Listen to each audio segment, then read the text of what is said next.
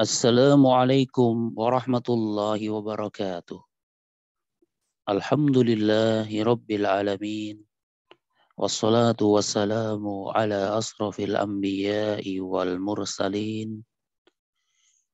Sayyidina wa nabiyyina Muhammadin wa ala alihi wa ashabihi ajma'in. Amma ba'du. Ikhwani wa akhwati yang kami hormati rahimani wa rahimakumullah. Kita lanjutkan pembahasan buku Misalan Wahidan memasuki pelajaran yang ke-10.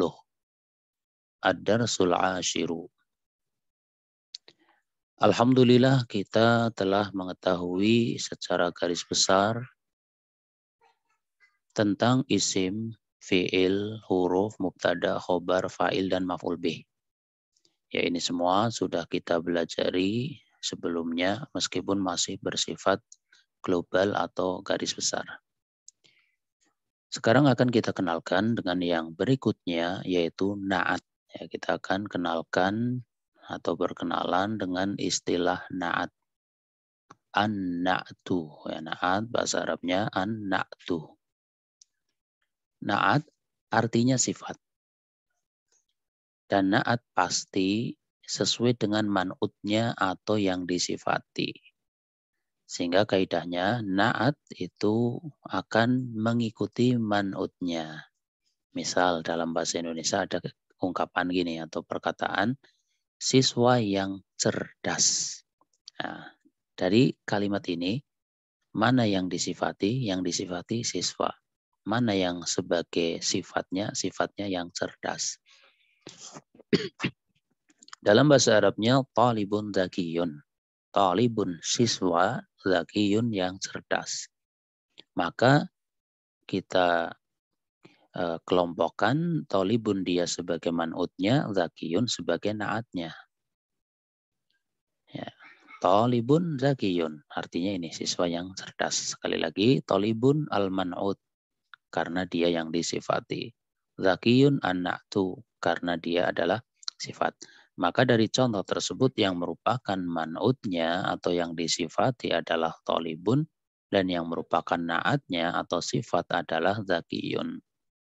Contoh dalam kalimat, Muhammadun talibun zakiyun. Muhammad adalah seorang siswa yang cerdas. Demikian pula na'at pasti sesuai dengan man'utnya dalam hal ketika fathah. Ya, maksudnya ketika man'utnya fathah maka na'atnya ikut fathah. Contoh ini, Ra'aitu taliban zakiyan. Saya melihat seorang siswa yang cerdas. Karena di sini taliban pakai fathah, maka na'atnya ikut fathah, zakiyan. Ya, sehingga tidak boleh ra'aitu taliban zakiyun, ya tidak boleh ya. Kalau taliban maka zakiyan. Demikian pula na'at pasti sesuai dengan man'utnya dalam hal ketika kasroh. Ya, maksudnya apa? Maksudnya ketika man'utnya kasroh maka na'atnya ya ikut kasroh gitu. Contoh gini. Salam tu ala talibin zakiyin. Saya mengucapkan salam kepada siswa yang cerdas. Di sini talibin dia kasrah, maka naatnya ikut kasrah gitu. Demikian pula naat pasti sesuai dengan man'utnya dalam hal ketika mu'annas. Artinya apa? Artinya ketika man'utnya isim mu'annas, naatnya ikut isim mu'annas. Contoh, Aisyatu talibatun zakiyatun. Aisyah adalah seorang siswi yang cerdas. Karena di sini man'utnya talibatun isim mu'annas, maka naatnya juga mu'annas. Nah, dan memuanaskannya dengan ditambahkan ini tamarbutah. Yang tadinya zakiyun untuk mu'anas jadi zakiyatun gitu. Dan itu sudah pernah kita singgung gitu ya. Misalnya kabirun ya kabiratun, saghirun saghiratun, ba'idun ba'idatun. Itu cara memuanaskan. Ya, sekali lagi, apabila man'utnya mu'anas, naatnya ikut mu'anas. Karena prinsipnya naat selalu ngikut man'utnya gitu. Demikian pula naat pasti sesuai dengan man'utnya dalam hal ketika berawalan al. Ya, maksudnya apa? Maksudnya ketika man'utnya pakai al, ya naatnya ikut pakai al. Contoh, at-talibudz zakiyyu fil maktabati. Siswa yang cerdas itu sedang berada di perpustakaan.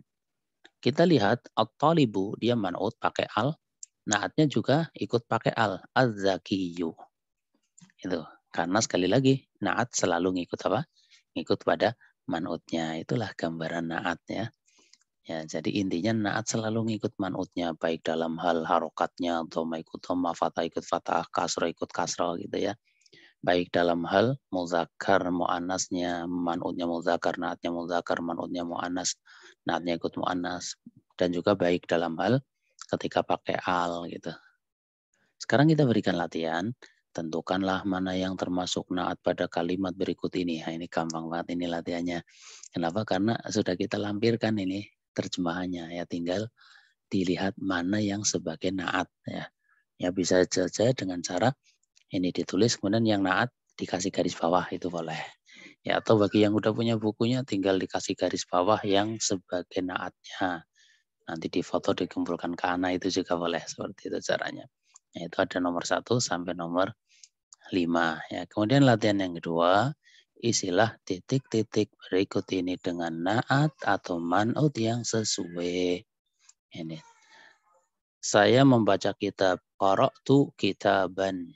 Ya, diisi dengan naat. Caranya man'utnya ini fathah, pasti nanti naatnya ikut fathah. Man'utnya bentuk muzakkar, pasti naatnya bentuk muzakkar gitu. Man'utnya tanpa al, pasti naatnya tanpa al. Seperti itu caranya ya.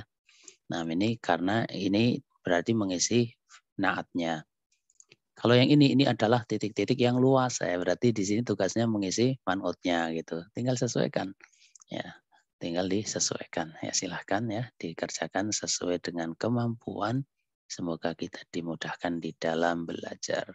Demikian ikhwani wa akhwati yang kami hormati, rahimani wa rahimakumullah, yang bisa disampaikan pada pertemuan pada pelajaran yang ke-10 ini ya. Atas kesalahan, kekurangan yang ada, ana minta maaf yang sebesar-besarnya. Wallahu a'lamu bishawab. Subhanakallahumma wa bihamdika asyhadu an la ilaha illa anta astaghfiruka wa atubu ilaik. Wassalamualaikum warahmatullahi wabarakatuh.